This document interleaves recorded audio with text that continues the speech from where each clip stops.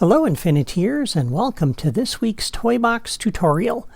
Today we're going to discuss lighting options because 3 different people requested this in the comments on my previous tutorial. Adam Star Wars fan asked, have you used the Area Light Creativitoy? I remember it from 2.0 but was never able to understand how to use it properly. And then your name here, JO6RW, said, I was curious as to what brightness each lantern, street light, and other light sources produced, but never bothered to find out. And 10TrickD83 replied and said, I second that request. I want to know how to add light to certain areas. And so, here we are. That's what we're going to talk about today. Now, about 2 months ago, That Brown Bat made a video in which he showcased some lighting mods for the PC version, and he showed how you can add lighting effects to a wide variety of objects in the game. And his mod looks really cool, but what do you do if you're on a console and you don't have any way to mod the game?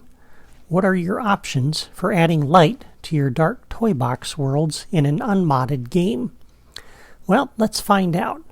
I have created a little toy box here, and I have hooked up a sky changer to 2 buttons.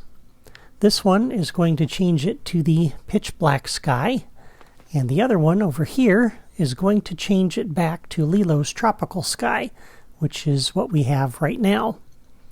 And I have gone through every drawer in the editor and looked at every object that looks like it might possibly be a light source, and I have placed each one in this toy box, and I've got them spread out everywhere.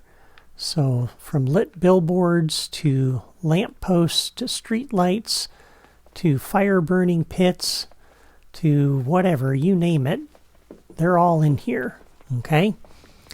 And I've even got, like I said, glowing billboard signs like the one up there, and the Death Star light panels. And I've also, whoops, sorry Mickey, I also put the Area Light Creativitoy up here, and I put it at some different heights so we can see what that looks like. So let's turn out the lights and see which objects just glow and which objects actually emit light that will help light up the game world. Alright, so here's our pitch black sky. And the first thing you're going to notice is that although a lot of these are lit up themselves, they're not producing any light that's going to light up the ground around them, which is not realistic or helpful at all. And this one's not even lit up. Look at that. That's one out of the decorations drawer, and there's no light on it at all. But we do have a few objects that will produce light. So like the Dunbrock brazier, if you approach and touch it, that turns it on and it lights up a little area around it. The same with the Kiln brazier, which is also from the decorations drawer. That does the same. These don't really light up anything, and although that up there shows a beam of light going around, that actually doesn't light up anything either. Because you would expect that maybe that might cast some light around it, but it doesn't. If we come up onto the patio up here, you'll notice that the lantern pole does emit light. That's from the Lone Ranger playset, I believe. And over on this end, you can see none of these things are producing light. They glow, but they don't do anything useful. The pirate light here, though, does. That's kind of helpful. That's the Pirate Street Lamp 2. And that's about it, except for the Area Light Creativitoy, which we'll go look at in a moment. But these Nomancian lights don't. That billboard up there isn't lighting anything up. Neither is the stadium lighting up there. That's not lighting anything up, which is a shame. The area lights, though, are, And you'll notice this one is placed as low as I could place it to the ground, and it's got quite a bit of light here, which is good. But you move it up one nudge and put it up there, and there's not much on the ground that's being lit up. And you move it up another nudge or two, and there's nothing. That light isn't even reaching the ground. So the area light is really only effective if you have a room with a very low ceiling, like a hallway or something like that. And then you can place that in here, and that works. We'll look at these lights a little bit closer in a moment. But that's it. Those are the handful of lighting options that we have. And again, the other lights that you see that you'd think would be light sources, they only light themselves up. And they might serve as markers to guide you through the dark world, but they don't do anything to help you really see where you're going. You could step right into a spiked floor trap or fall into a hole if you're using a dark colored terrain because you can't see it. Now there are two other light sources though that are available to the player. The first one is in the Packs and Tools, and if we open up the Tools menu, it's the flashlight. And oddly enough, this is the most powerful light source you probably have, and it's one you carry around with you. That works pretty well. And again, it's something you can get to through the Packs and Tools menu. You can also use the object generator to make it available to the player. And we talked about that Creativitoy way back in episode 9. Now the other option that's available to you, and let me put this away, there is one figure that emits light, and that's Joy. Let me put her, put her on the base. Oh, I knew this was going to be a great day. Now if you jump, she emits light.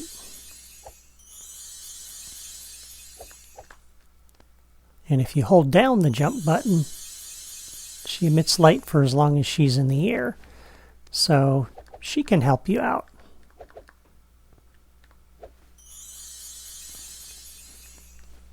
So if you don't happen to have the flashlight and you need a little bit of help, you can use Joy. Let me put Mickey back on the base now.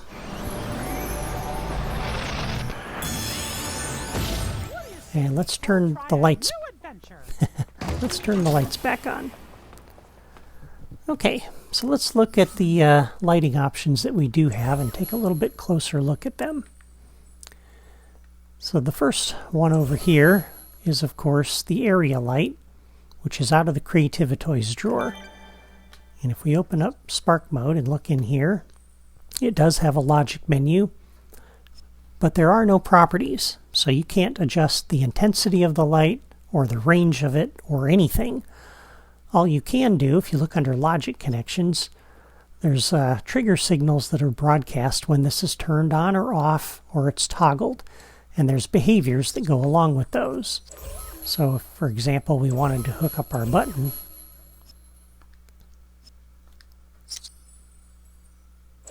and we wanted to turn this off when we're in the daytime, we can do that. And we only wanted to turn it on when we go into the dark mode, we can do that.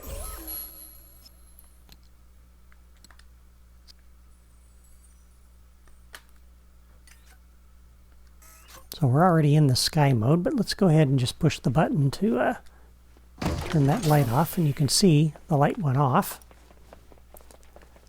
Then if we come over here, that turned the light on as we go into the dark mode.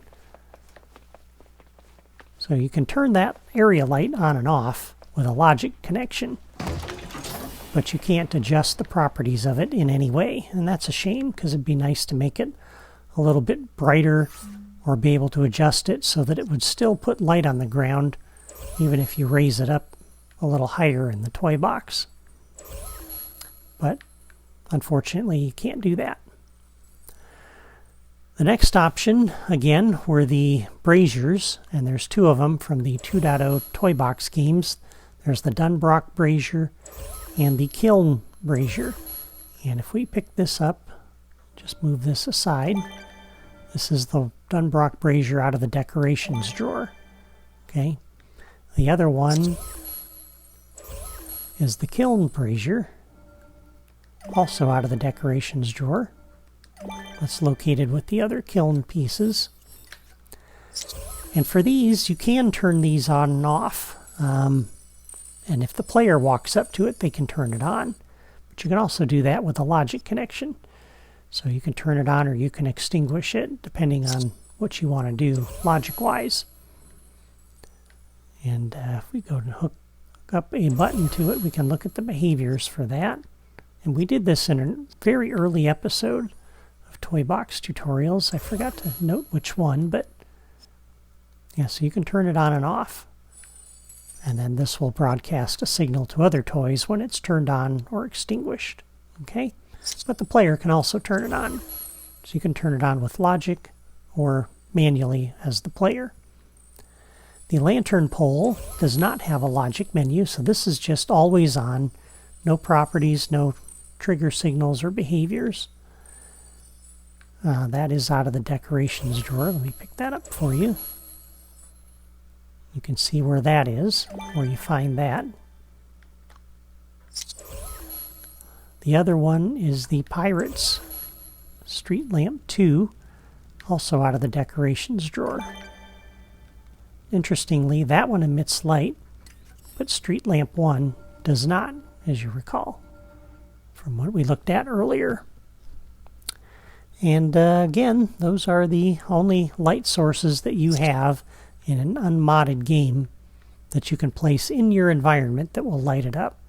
Other things just light up themselves and don't actually light up the world around them. Alright, there's one more thing we should talk about, and that is the interior. So let me load up the interior toy box, and I'll be back in just a moment. Okay, here we are in an interior toy box. And I have once again placed all of the objects that I could find that look like they might be light sources. And I've placed them in the interior here. So some lanterns, candles, windows, different things. Okay. And in the interior, you have a toy in wall hangings called the interior light switch. If we drop that down here, where the player can get to it, and we place that here,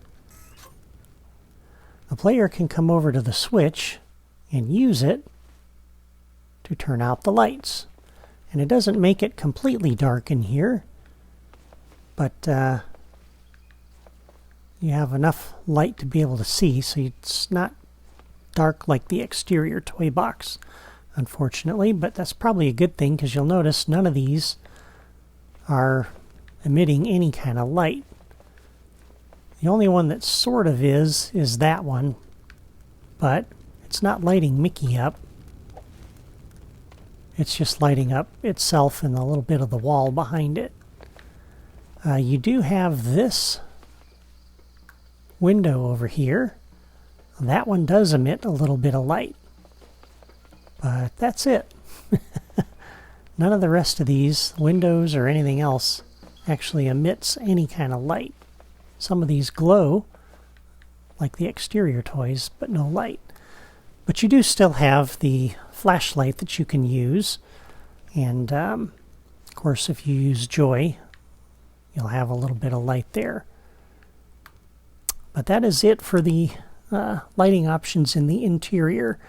You can control this with a logic connection, and I showed how to do that in my Haunted Mansion toy box in my Disneyland series. So if you look at the end of episode 58, at the 52-minute and 38-second mark into the video, I show you how to use the light switch in the interior and how to hook up logic to it. I believe I hooked up a level starter to it so that when you enter the toy box, the lights are out by default. And that sets a nice mood in the toy box. Even if it doesn't make it completely dark, it looks a little bit better than a brightly lit toy box if you're trying to make something kind of spooky or dingy looking. So that can be useful. But that is it for lighting options in the console or unmodded PC versions. Unfortunately, our options are somewhat limited in the toy box, but at least we have a few options, and now you know what your options are and how to use them. Thank you for watching. Before you go, leave a comment and let me know if this tutorial was helpful for you. And if you have any more questions about a Toy Box toy, or a topic that I haven't covered yet, or about how to do something in the Toy Box, let me know that in the comments too, and I'll try to help you out. Well, that's all from me today. Have a great weekend.